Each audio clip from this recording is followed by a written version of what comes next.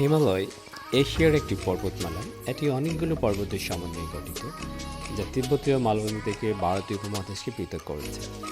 ভূতাত্ত্বিকদের ধারণা অনুযায়ী ভারতীয় প্লেট ও এশিয়ান প্লেটের সংঘর্ষে হিমালয় সৃষ্টি হয়েছে। বিশ্বের তিনটি প্রধান নদী যেমন সিন্ধু, ব্রহ্মপুত্র ও গঙ্গার উৎপত্তি হয়েছে এই হিমালয় পর্বতমালা থেকে।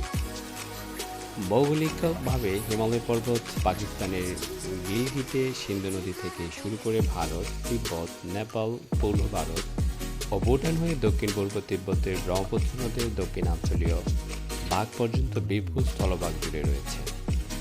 গুরুত্বপূর্ণ কিছু নদী যেমন সিন্ধু, শতদ্রু, কালী, তিস্তা ও ব্রহ্মপুত্র আড়াআড়িভাবে হিমালয়ের বুক ছিঁড়ে ছুটে চলেছে, কিন্তু শতদ্রু সিন্ধু নদীর মধ্যবর্তী হিমালয়ের অংশটুকু পাঞ্জাব ও কাশ্মীর হিমালয় নামে পরিচিত।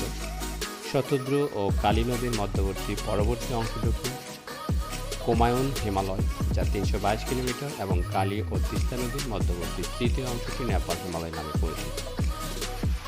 তিস্তা ও ব্রহ্মপুত্র মধ্যবর্তী চতুর্থ অংশটির নাম আসাম হিমালয়, যা 724 কিলোমিটার।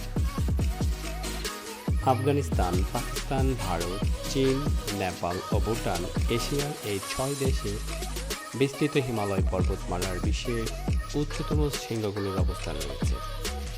হিমালয়ের সর্বোচ্চ পর্বতশৃঙ্গের নাম মাউন্ট এভারেস্ট। এটি বিশ্বের সর্বোচ্চ পর্বতশৃঙ্গেরও মর্যাদা পেয়েছে। নেপালি ভাষায় এর নাম সাগরমাতা, আর তিব্বতীদের ভাষায় চমোলাংমা।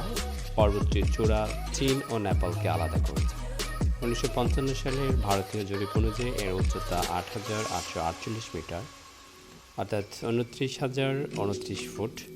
1953 সালে এডমন্ড হিলারি এবং নেপালের শেরপা তেনজিং নরওয়ের সর্বোত্তম এভারেস্ট শৃঙ্গ জয় করেন। প্রথম বাংলাদেশি হিসেবে এভারেস্ট শৃঙ্গ জয় করেন মুসা ইব্রাহিম।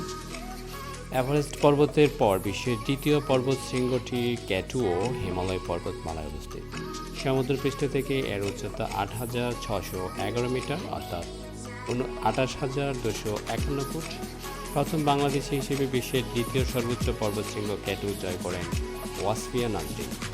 মাউন্ট এভারেস্ট ও ক্যাটু ছাড়াও 8,000 মিটারের বেশ কিছু পর্বত রয়েছে হিমালয়ে।